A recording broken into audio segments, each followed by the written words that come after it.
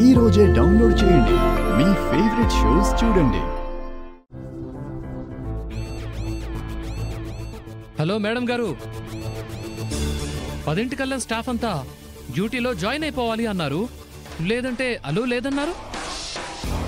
మీరేంటి ఆలస్యంగా వచ్చారు? మీకు company rules, company system, underlines ఇవేవి ఐడియా లేదా?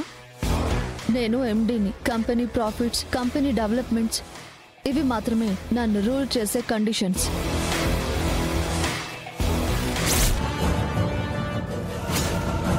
ఆ సిక్కుని అట్ట సోటు మార్చి దాస్తా ఉండవో.